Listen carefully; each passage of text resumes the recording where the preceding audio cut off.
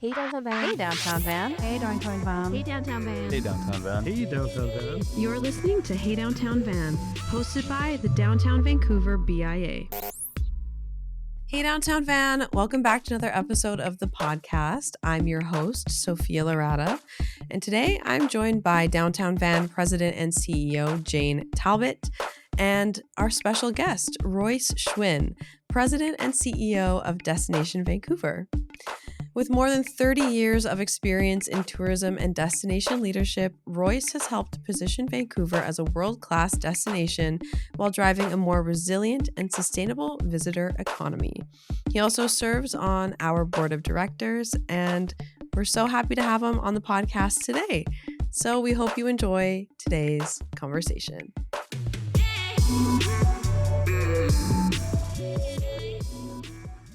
Royce, thank you so much for joining us today. Well, thanks for having me. Great to be on. Yeah, we're so happy to have you.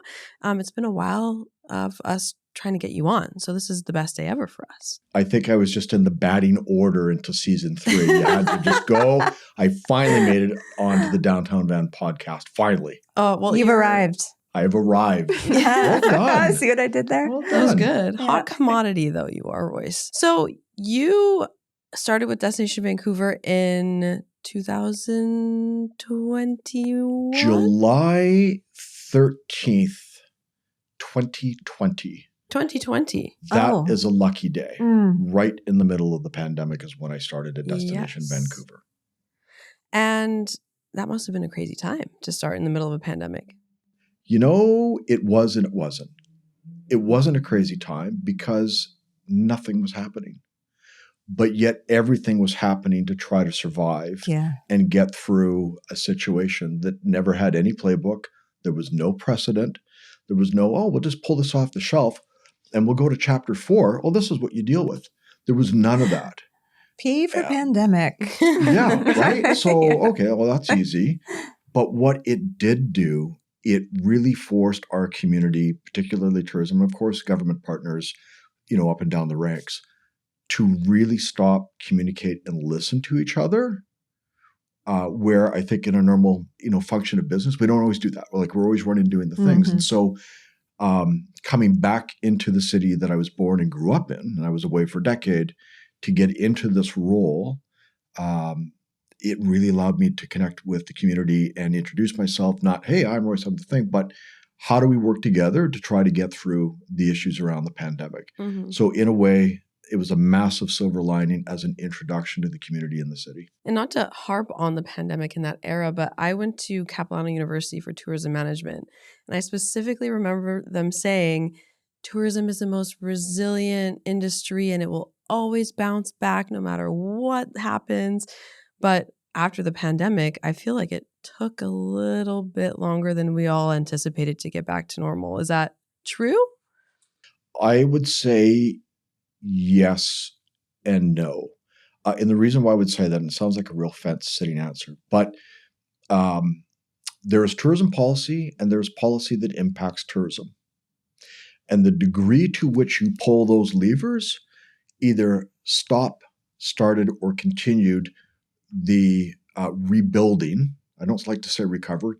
Recover is to go to a prior state. Mm-hmm. We needed to rebuild. Mm-hmm. And because of those levers being pulled by policyholders, really stopped and started or continued the rebuilding of the industry. Mm. That's what we experienced and saw. So, for example, cruise was stopped, and we had to advocate to the federal government to open up the waterways to get the cruise business back in because it's worth over $2 billion annually to Vancouver. It's a big, big deal. The cruise companies wanted to come back to Vancouver because it is one of the most popular routes in the world, as an example.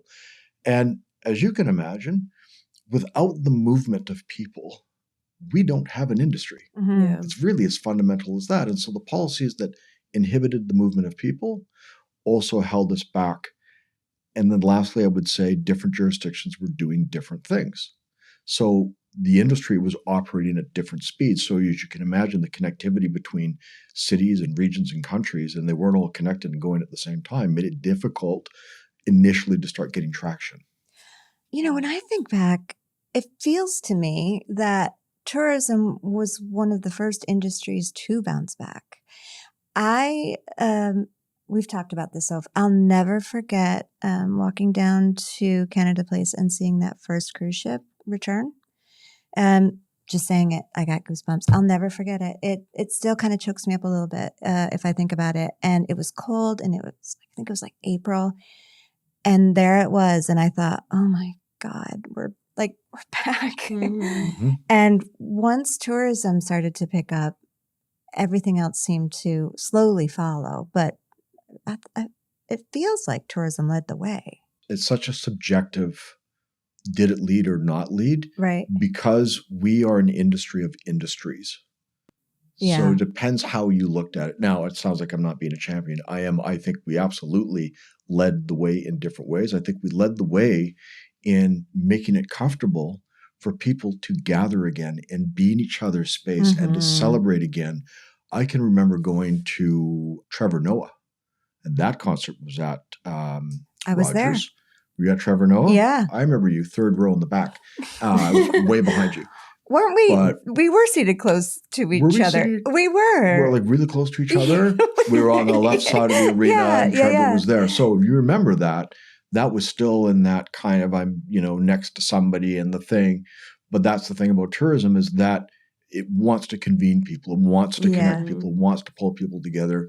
I remember reading an article as everybody was speculating what the pandemic was going to do to people's behaviors. And the article was all about the billions of dollars spent worldwide on infrastructure like stadiums, convention centers.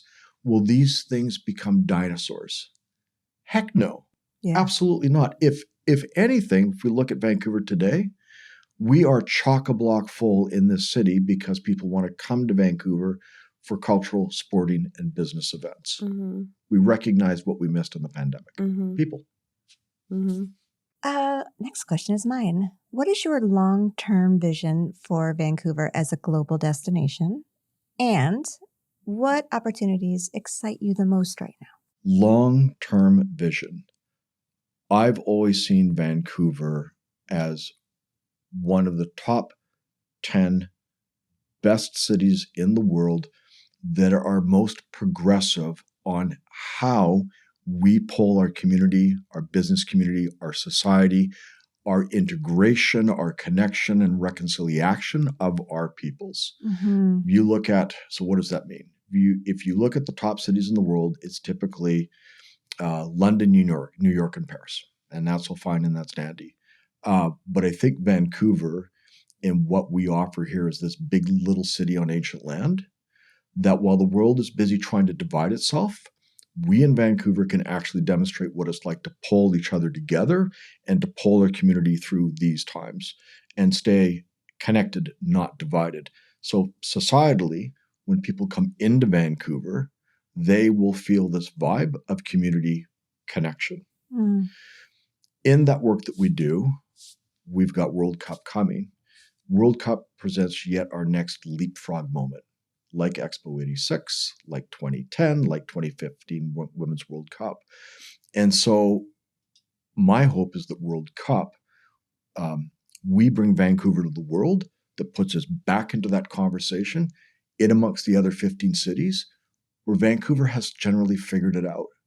They don't. They're working towards the solutions and pulling the socioeconomic fabric of the city together. So as a tourism destination, as a cultural destination, as a sporting destination, as a destination that is connecting all of its cultures together in the best way that it can, that we become a city that people look at as a model. How did they do it? What could we learn from them? How did they get it figured out? Are we there yet? Or are we arriving towards that? I don't think we're ever going to be there because it's a journey. And I'm not trying to be glib here, but what I'm saying is that our environment continues to change around us. And so as soon as we learn something, there's another thing to learn. Yep. And resilience begins with optimism. Yes, it does.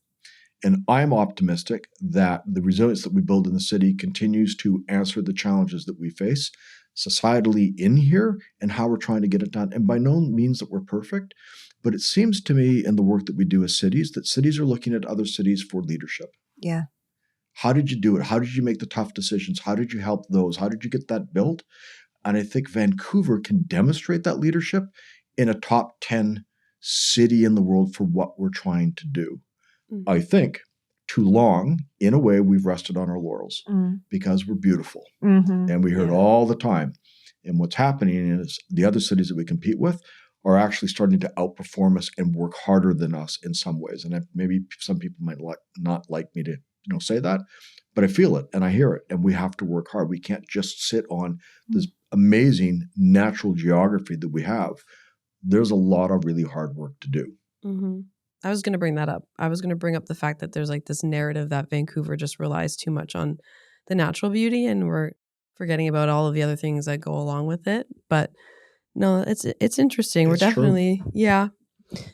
I But think it's true. I also think that because we work in the industry and because we live here, we also see the very minute details that other people don't.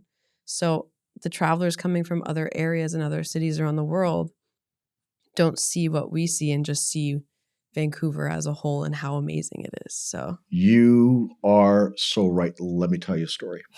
please. So last week, we hosted a conference called City Nation Place.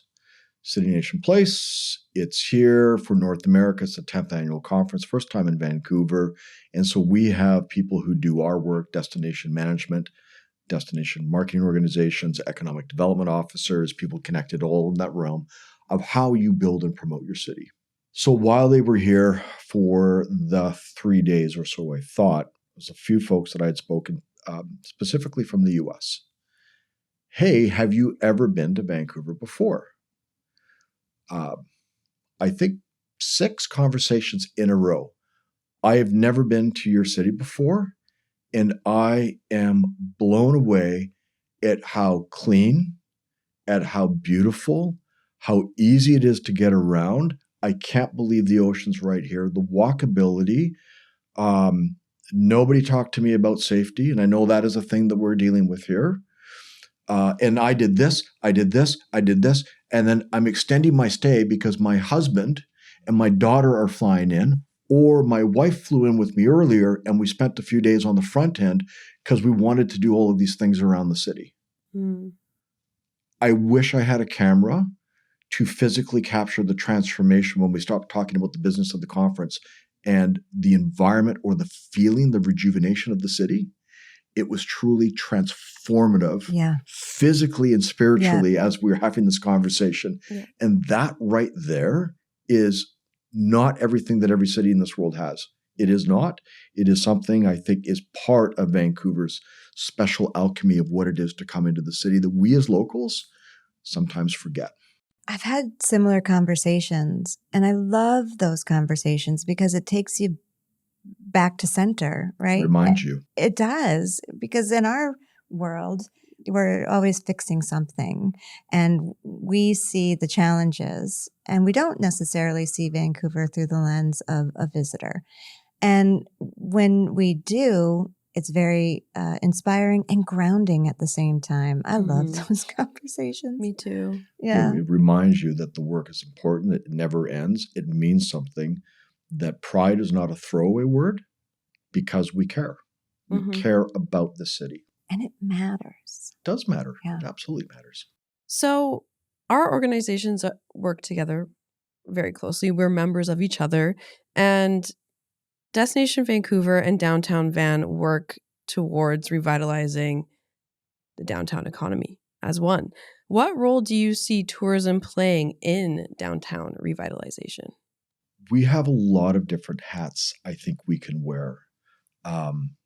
One is that we play, I think, a really important role in partnership. Partnership with the businesses, partnership, of course, with Downtown Van, in advocacies of the issues that matter to our community down here, whether it's safety, whether it's animation, whether it's bringing major events, whether it's protecting events that are down here, community, like all of those kinds of pieces. The other role, a lot of roles that we can play is amplification, because a lot of the work that we do as a destination management organization through our promotion side is to promote those businesses that will never have the budget, the people power, perhaps the digital savviness to amplify what their business is to people who are looking at Vancouver or trying to find places to do and things to do and all of that. We can play a role in amplifying small business because at the end of the day, our role fundamentally is to help cash registers ring.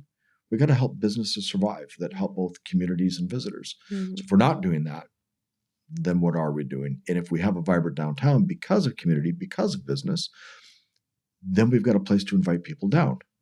And our visitor economy in Vancouver proper is $9 billion annually. It's one of the biggest visitor economies in all of Canada. And provincially, Vancouver is the anchor tenant. So the provincial visitor economy, including Vancouver, is about $24 billion. Well, $9 billion of that is just here in Vancouver. Wow. That's how important Vancouver is to the broader, British Columbia visitor economy. We're the engine, and so you gotta fuel the engine. You gotta put gas in the engine. So in our role, that's what we try to do. Try to fuel the engine down here in Vancouver as a whole, and in particular, it's the downtown peninsula. When you travel the world, and when you talk to people about Vancouver, tourism in Vancouver, the city in general, what's the vibe? I know you're not going to be surprised when I say this. The first thing that I get, if people have some sense of it, or they know, you have a beautiful city. That 9 times out of 10, you have a beautiful city. If they don't know about Vancouver, then the default is, I know about Toronto. So as a country, as big as we are, we really have about 5 sort of icons that people kind of think about. They think about Toronto, they might think about the CN Tower, Niagara Falls, Mounties, and then maybe Vancouver in the mix. And all the almost 20 years I've been doing this, and it has not changed a lot.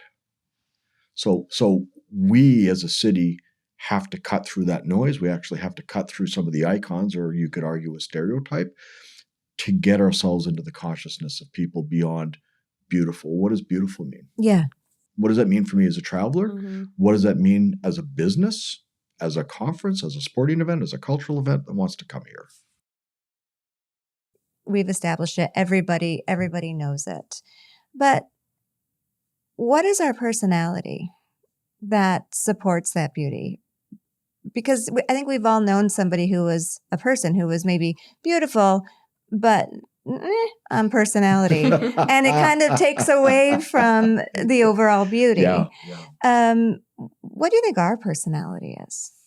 Well, this is what travelers told us. So 2 years ago, we did the next round of global brand or placemaking destination research because we knew that we needed to do more work on the positioning of Vancouver. And a couple of really powerful themes came up, not only from the community here in Vancouver, but from those focus groups globally in key markets. 2 core themes. One is that when I go to Vancouver, I feel this amazing sense of rejuvenation, regeneration. I'm revived. There are a lot of rewords started to happen, but the rejuvenation, this sense of well-being, I kid you not how consistent that was from country to country, traveler to traveler. So that was a big learning for us. The second part, and connected to that, was that when people came to Vancouver, an urban center, when they left, they didn't feel tired and wiped out. You can go to some other cities around the world and you go to the city and it's a fantastic time. And when you leave, you're pooped. That was a drain. Yeah. People said they had pep in their step after they left Vancouver. They felt revitalized. I was talking to a colleague of mine who is in the world that we do last week, major U.S. city, and unscripted, he said to me, I love coming back to Vancouver because I feel so rejuvenated. I have my energy back. I feel good. I just love coming to this city because I'm not drained. And we had no conversation about our placemaking strategy, like nothing. It was completely unscripted. And that is the work that they do. We compete.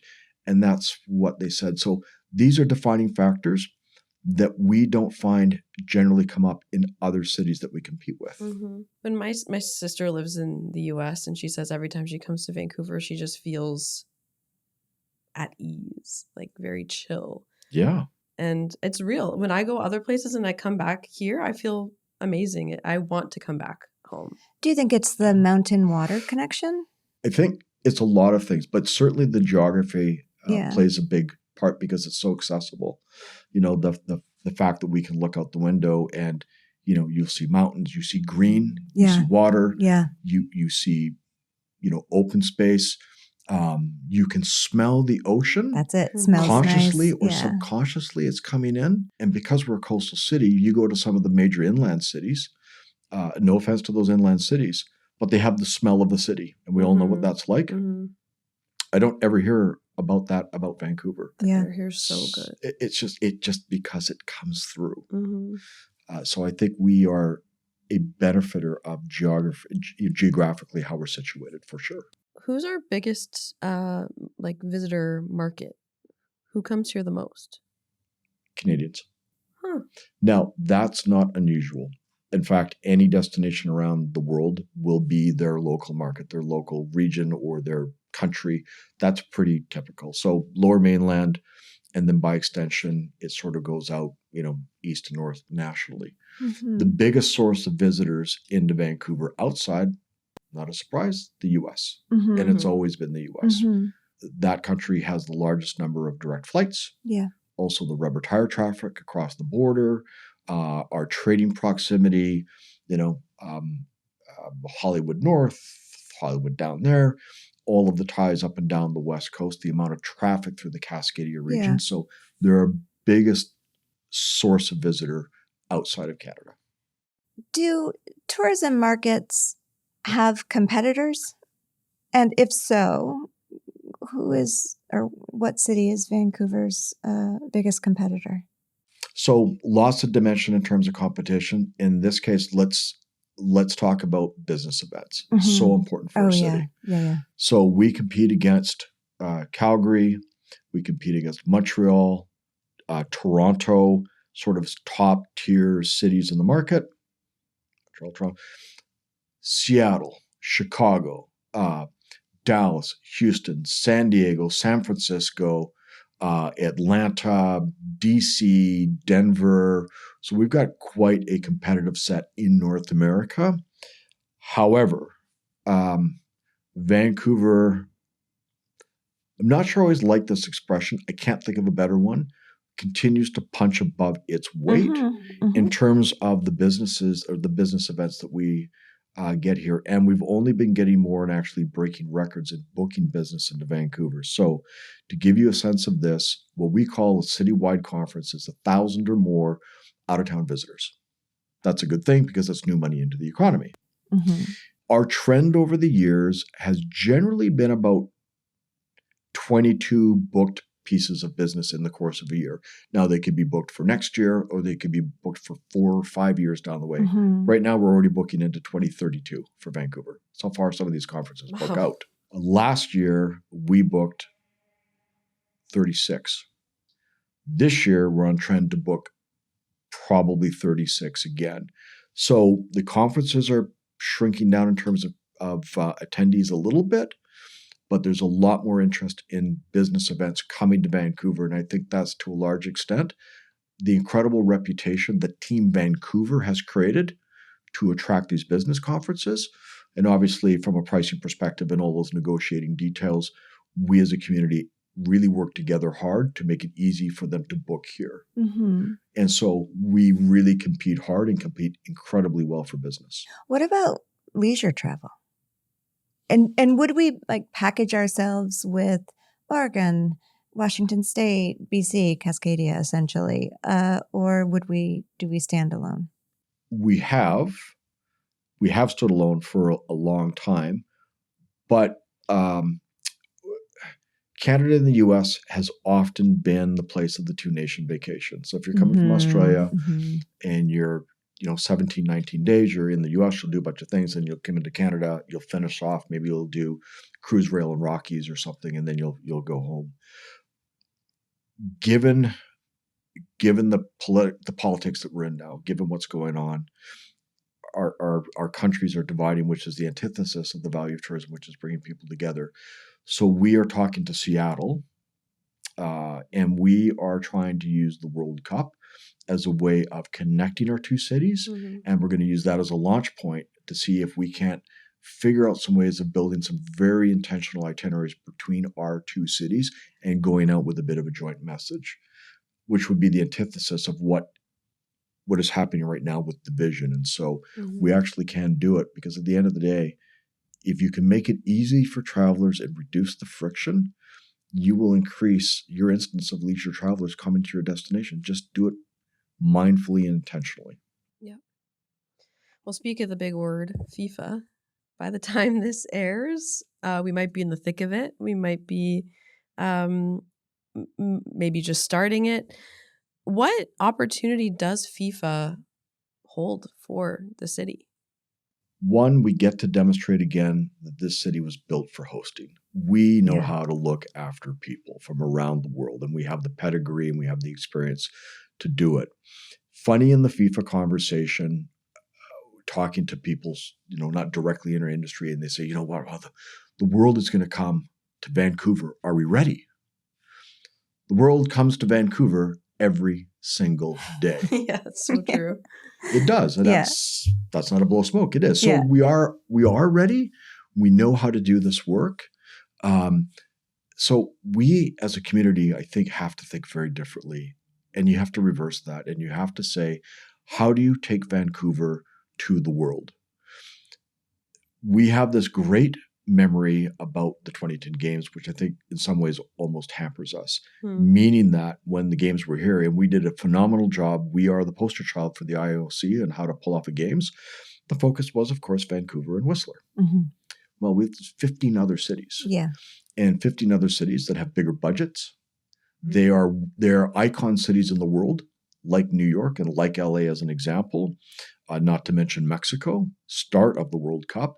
And so how do we cut through that? And that is the challenge. That is the great challenge that Vancouver has. And what we know is that while the cities all work together, I talk to all of my peers and we exchange, what we often hear that Vancouver seems to be the best performing city, generally speaking, in its readiness of all the cities. And to be clear, I'm not punching down on the other cities because they're all very different. They're funded differently. There's politics and all those kinds of things. But it shows how we're ready to do this. And what's the next major event? Not sure. There's things that are out there. If we pull it off, then the legacy is the day after World Cup, which is actually what I'm more worried about, is what's going to be next and how we leverage this. So let's see if we can take Vancouver to the world. And we've got some great things planned that no other city can do. I guarantee you this. I can't tell you, but you will find out in probably about a week with a couple of releases. I love that. But there's some neat things we're working on that you either can't do or you probably have not thought of doing. Okay. Will it be downtown? Yes, Jane. It will be downtown. It will be downtown. Downtown will be part of it. Great. And sort of the immediate surrounding area. Oh, I'm super excited. Yeah. That's Team Vancouver totally pulling together and going, yep, this is a good idea. Let's do it. Let's make it happen. It came down to the wire on a few things, but we did it. Wow. Super excited. Okay. Love that. So the interesting thing about FIFA is that we already have a stadium. So we didn't have to build anything, legacy projects for FIFA. So how can FIFA this time create other legacy benefits for local businesses and communities? So FIFA and the stadium. FIFA coming here incentivized BC Place to do its next round of renovations. and they're adding elevators. And so BC Place was never designed for the degree of accessibility that we need in Vancouver generally. So that's a great thing. So there's a physical investment in BC Place to improve accessibility. The other thing that FIFA has done is provided an investment in some of the soccer fields in terms of the infrastructure there, which then ultimately helps youth.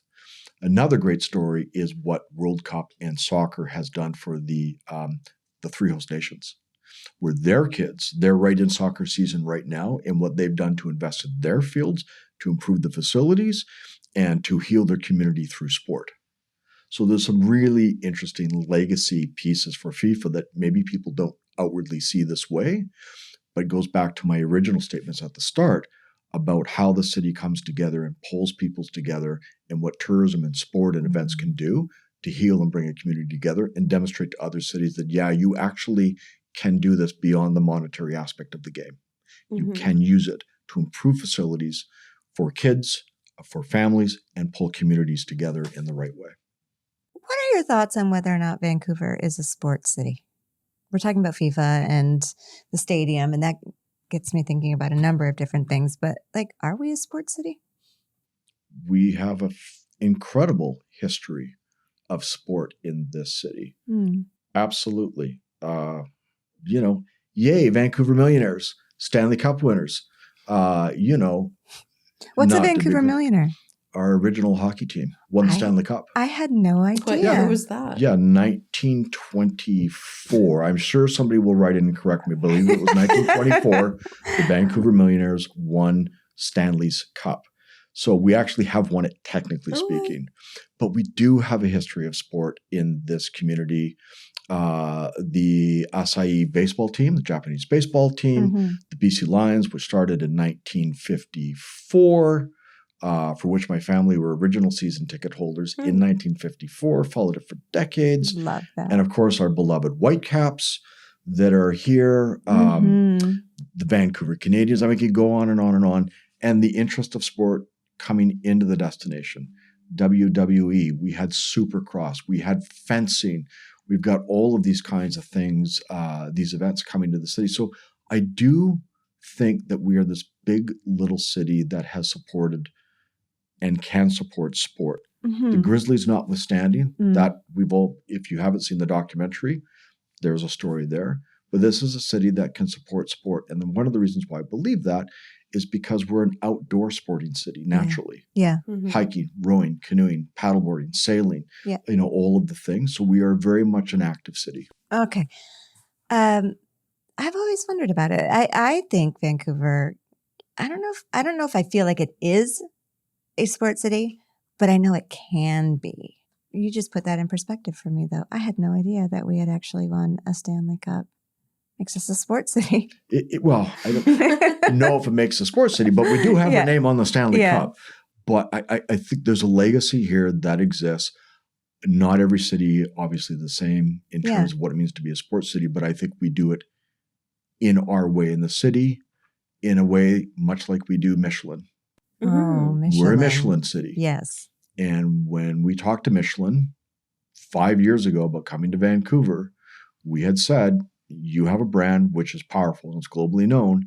We have a culinary community here that this is the way that we do things. And so if you're going to look at Michelin and how you grade based on France or other overseas or European cities, then we might not be a fit because this is what we do here.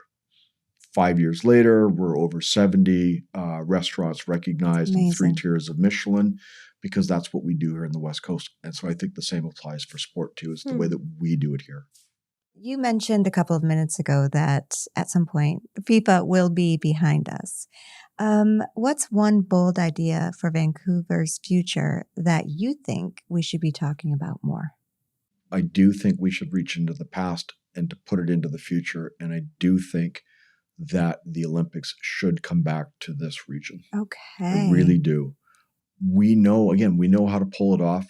We have demonstrated that as much as a lot of economists and pundits like to say that big events or major events don't work or are costly or all of these kinds of things, I think they're right in certain places, in certain cities with the way that they're done. I do not agree that that is the case with Vancouver. And I will bet you if we can put a bid together for the Winter Olympics in the late 2030s, gives us a lot of runway from the World Cup and a lot of time to do other things. Yeah. I would bet you that the IOC would love to come back to this destination because we've demonstrated how to do it right. Do you think we could host the Summer Olympics? Maybe the question is, do we want to host the Summer Olympics? Do we? I'm not sure. Is that our jam? Mm. Are we a Summer Olympics country, or do we own the Winter Olympics? And I look at the power of our brand and what we can do. And I guess we could have the Summer Olympics. I don't know if financially it works from the sizing required that drives the sponsorship and the dollars. But we sure know how to host a Winter Olympics. And we know how to create that environment. And I think that's a powerful brand testament to not only Vancouver and Whistler, but to Canada. Yeah. Mm-hmm. I love the Winter Olympics more. Do you? Maybe. Yeah. I find it more entertaining. Or maybe it's because I have the association with the 2010 Winter Olympics and that's why I like it more. But I also like the Winter Olympics. Right? Yeah. I don't ski, but I like to watch it. It was pretty amazing. But I think we really identify with the Winter Olympics because it's winter sport. It's part of Canadiana. It's part of the stereotype, whether you like it or not. It's part of our brand core identity as Canadians. Mm-hmm. I think that's what perhaps makes the Winter Olympics and Paralympic Games a very special kind of games for Canada to host again. And that's not at all a knock on the Summer Games. It's not a knock on World Cup or any of those things. But it seems to me that certain major events fit well in certain communities and certain countries better than other countries. And that's okay. Is that something that the Olympics has done before, has gone back to the same cities? They have both Summer and Winter Olympics over the decades. Mm-hmm.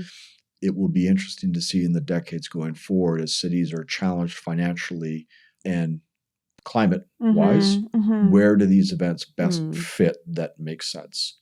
World Cup is an example. I was talking to some of the folks in World Cup about scheduling back when the draw was done last year. And an interesting thing that they were saying was the World Cup being played over the summer, the timing of the games, particularly in the East, were a major consideration because of expected heat. Yeah. So now you're planning for heat. Not good for players. You're trying to balance broadcast revenue and you're trying to balance eyes in the European market. But you've got this weather thing. So how do you stage what games on the East Coast at what time? Yeah. And now climate is playing a major factor in staging games. I think LA has hosted or is about to host for the second time, right? They're coming up to do Summer Olympics. For the second time. I think so. I think believe 84. So. I want 84 and right? then Salt Lake City held. Yeah, they're looking at it again, I think. And yeah, the Coliseum and LA Coliseum. Yeah, I think it was 84. And I think there were boycotts around it. There was. Right. That was the boycott era. That was the Cold War. And it was after the Olympics that were held in Moscow that was also boycotted. And okay, it's all coming back to me now. So earlier we were talking about locals maybe forgetting how amazing the city is because we live here and work here every day. In your opinion, what's something that the locals in Vancouver may underappreciate, but our visitors often recognize right away? In particular, if you're downtown, the downtown proximity to just about everything. We take it for granted. What I find funny, I used to live on the North Shore for years and years and years, and now I live right downtown. I feel like I actually live inside the convention center, to be honest. But if you live on the North Shore, as an example, oh my God, I got to come downtown. I got to go over a bridge and all of the things. Yeah. And then when you talk to a visitor and they're sitting here and they go, wait, and I'm not making this up. It's a true thing that we use. So I can have an incredible Michelin meal downtown and I just go over the bridge and I'm on the top of that mountain and I can ski or do whatever. Yeah. And that's about probably 25 minutes if you hit the traffic right on the bridge, of course.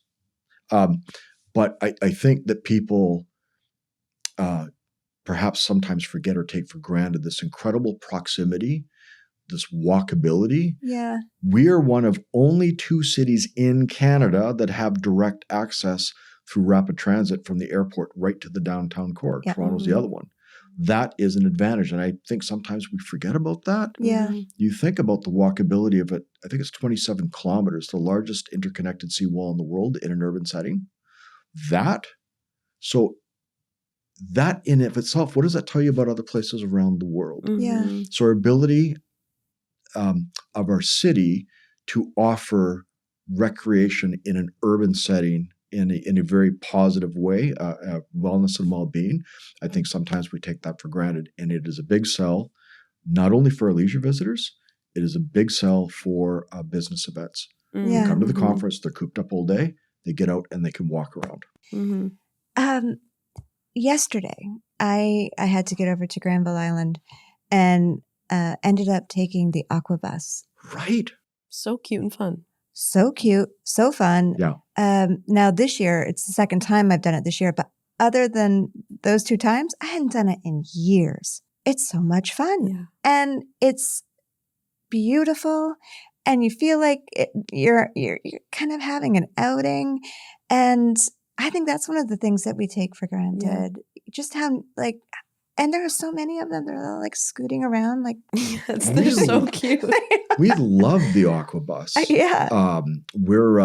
We've got this campaign in the works that will launch here in May, and we hope that you love it.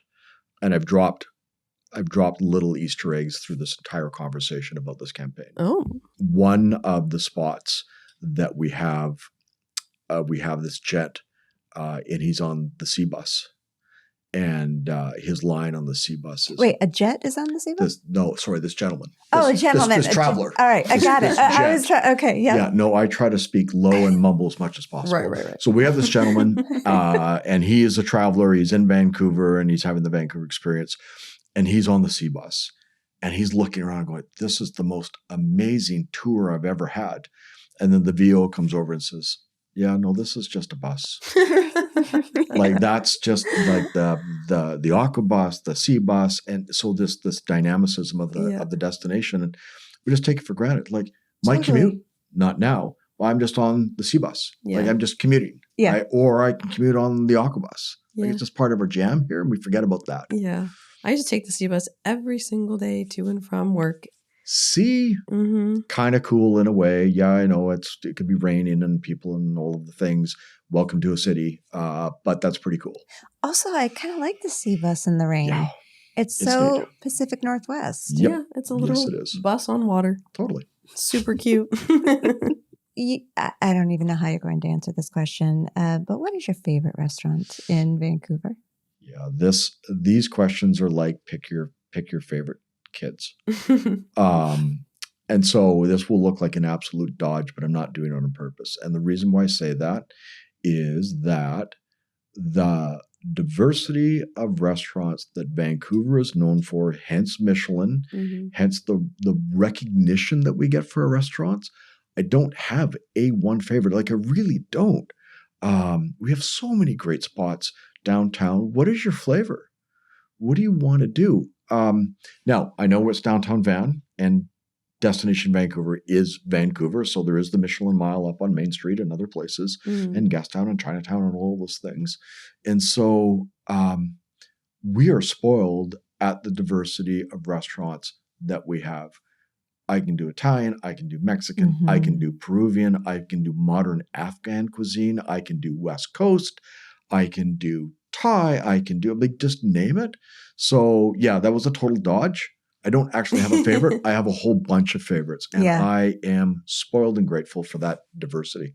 This one's out of our district, but I have a favorite little Ethiopian restaurant that is in a little, what is it? Like a little strip mall next to a Midas tire place or and you wouldn't even really know it's there. Unless you know it's there. Unless you know it's there. And it is so good. What's And the please, name? I don't know the name, but Drop the name, Jane. I think that's actually okay that you don't know the Yeah. name, but you just know where it is. I know where it is. Yeah, it's Yeah. next to a tire place in East Van.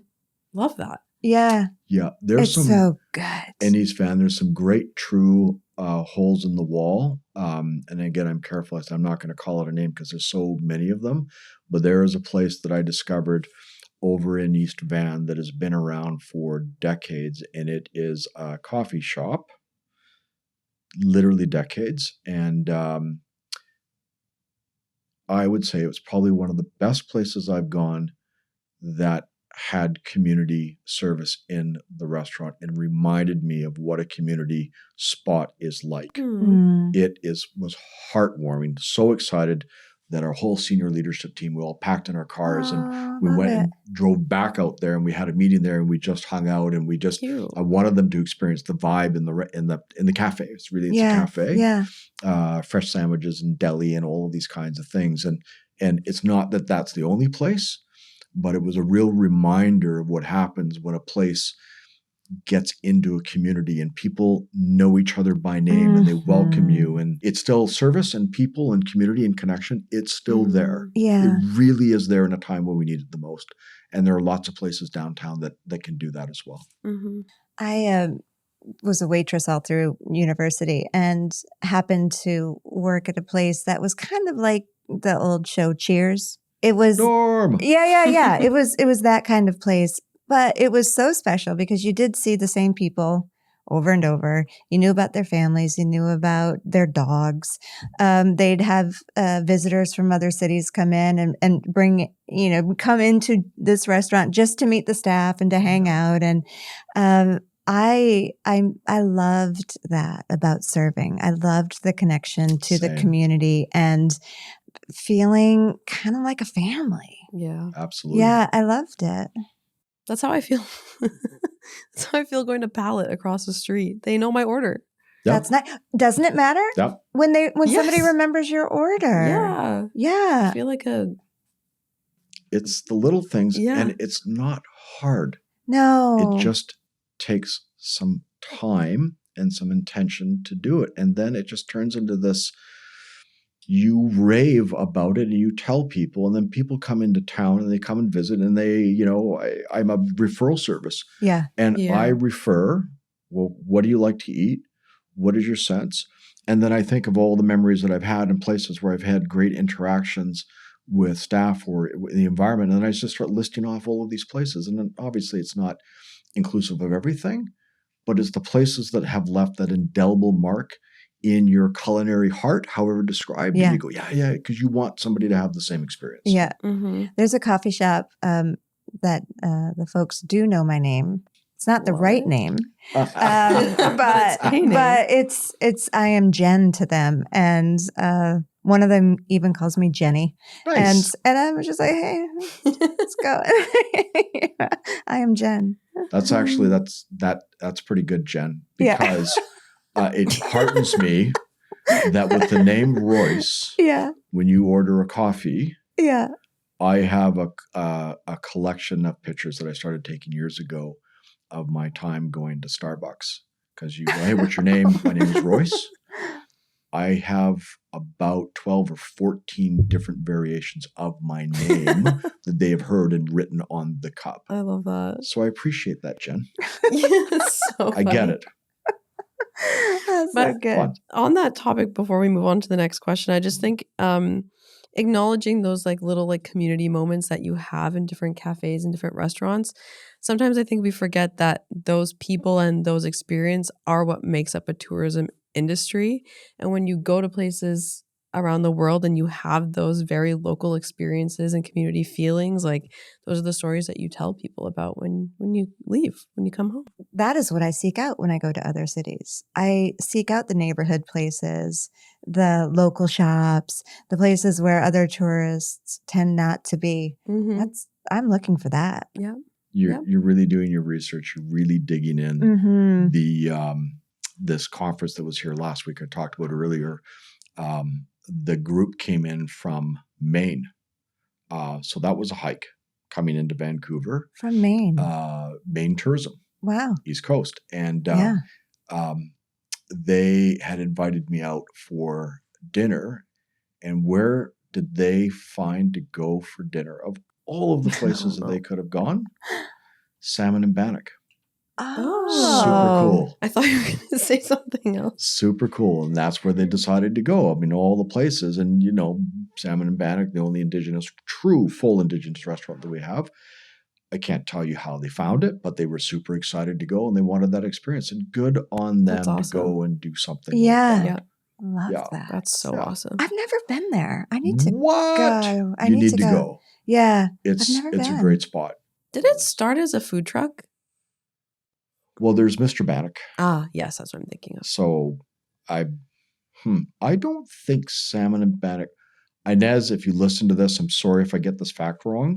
I don't think they started as a food truck, but I know I understand Inez, the owner of Salmon and Bannock, has been there for years and fabulous small spot, does a great job, and just some wonderful, wonderful menu items that they have created and just imbued indigenous techniques and culinary and food styles into their menu. Yeah, that's so cool. Check it out. My stomach just growled so loudly that I wonder if it got picked up by this. Maybe you should go there for dinner tonight. Maybe I should. It was a sign from your stomach. Okay, there's one question that I feel like you can't answer. Bring it. Okay. I bet he can. Okay. What's one of your favorite tourist attractions in Vancouver that some people may not know about? Oh. Yeah. That's another one of those get yourself in trouble questions. Only because we have a really great problem in Vancouver. And that is you come into the city and you can do a paid attraction. You could go to Flyover, and we include everybody. So you could go to Cap Bridge. You could go to whatever paid attraction downtown. You could go to the planetarium. And then you could go on the seawall. And you could go to Kitts Beach. Or you could go to Spanish Banks. Or you could walk the seawall. And those are the free things to do. And so, that people don't know. People don't know the things that we just take for granted. And that's why it's you can't answer it, I can answer it, but not really answer it, because what is it you want to do? The ride your bike, you could do that to Spanish Banks. You could ride your bike to Spanish Banks from downtown if you wanted to. You could go to Vancouver Lookout. What a fantastic lookout to get a good vibe and see the city. Yeah. Or you know what? Get on the hop on, hop off bus. Go check the city out, see what you like, do your scouting mission, then get off, and then go wander around and check out different places. So I don't have a you don't know about. It is the exploration and is uncovering the Easter eggs that are around the city between our wonderful paid attractions, of which we have many. And the great problem that we have is they compete with the non-paid attractions, which is the beautiful walking around and the geographical setting of the city. Not every city has this wonderful problem that we have, or opportunity. It makes me think about some of our events that we put on that are free, family friendly, that people tend to happen upon, especially if they're tourists. And it reminds me of one story a couple of years ago. It was the Granville Block Party.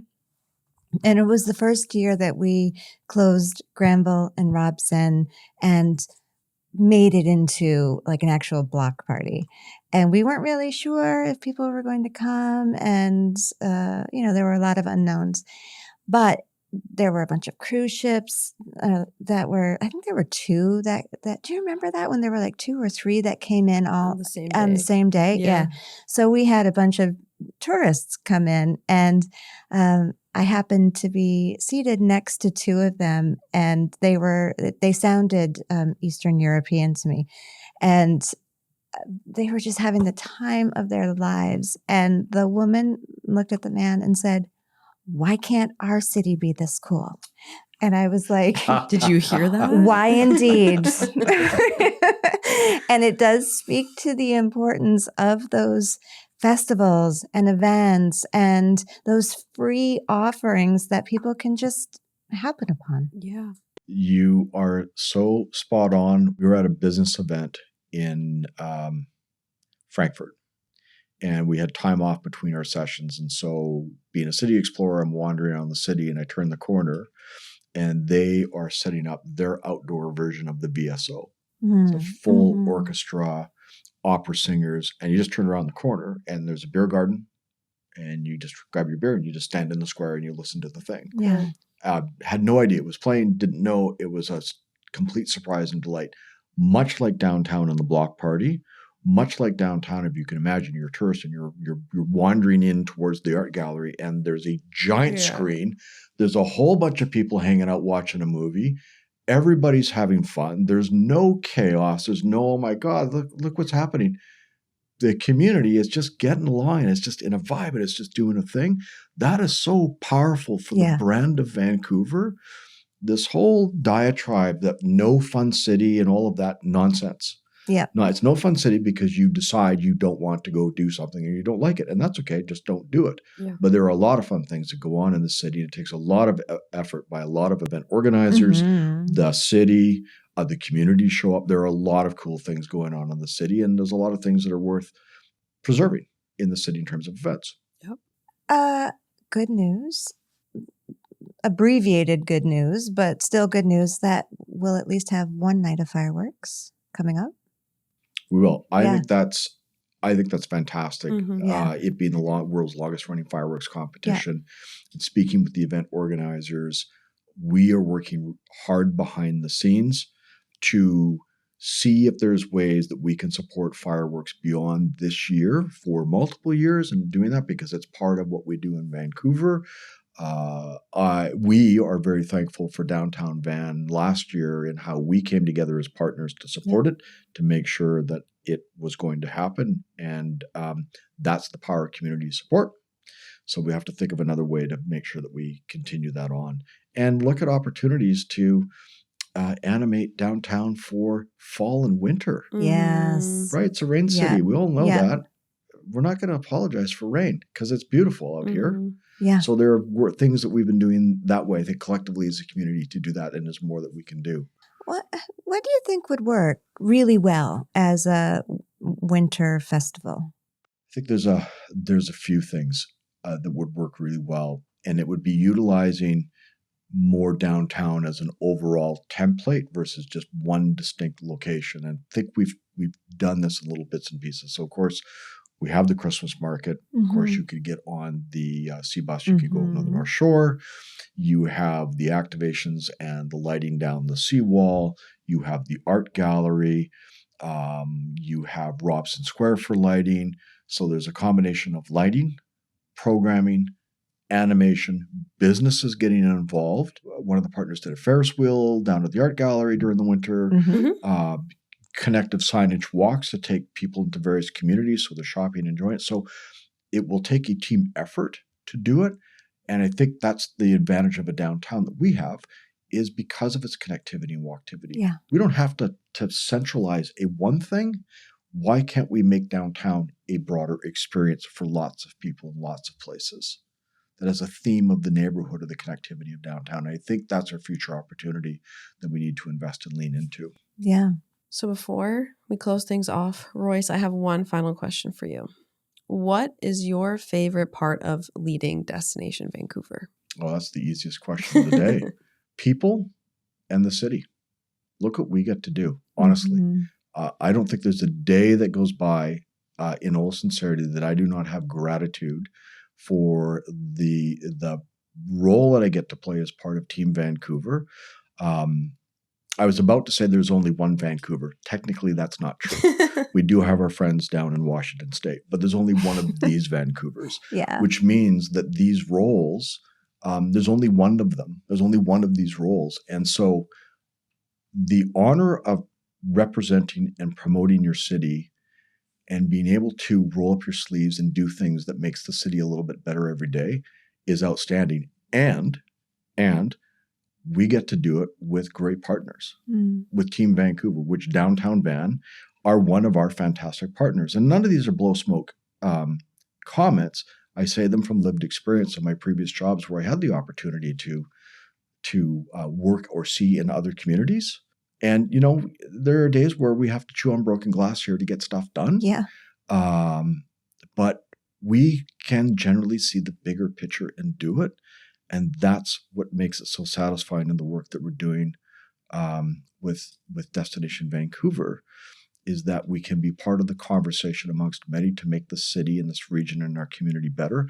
I love that. Like, I can't even tell you. We can end sort of where we began. And when we started this conversation, you talked about your experience at Canadian and then provincial and then the local level. And this may be another, like, pick your favorite child, but in terms of tourism and the work that you do, which level have you enjoyed the most, or do you enjoy the most? Yeah, it is the city level. And I never expected it to be that way. When you have the opportunity to promote your country, and at the time that I did it was pre, during, and post the 2010 games. It was really, I mean, of all the time you could work for the Canadian Tourism Commission, which is what it was called then, what a time to work. Your country's on the world stage. And that was amazing. And then I had the opportunity to go to Alberta. So now you're looking at an entire province and all of the different experiences in the Canadian Rockies, which I forgot to mention in my earlier icon, the Canadian Rockies. Oh, yeah. Sorry about that, Banff, like Louise. And that was amazing. And you get to work with all of these different partners, and they're all distinguished. And I kind of thought, that's good. I don't think I ever really want to work at a city level. But I was born and raised here, and it took a decade away and then coming back and realizing how much I missed the city and what I didn't appreciate. And I would say for here, because I can't speak about working in another city, how much I have enjoyed seeing the efforts of the team members of Destination Vancouver, Team Vancouver, come together, collaborate, work on things that happen. They land, they make a difference. People come back and say, wow, I'm glad that you did that, or you brought that event here, or thanks for investing in that thing. And you actually see the efforts of your work. And it's much harder to see it in my lived experience at the provincial and the national level. It's just different. And so I do love working at the city, and that has been the unexpected gift, truly. I can't tell you enough. It is amazing to work in the city, to do the work that we get to do. Well, very blessed. You really do great work. Yeah. And thank you. It can't be easy.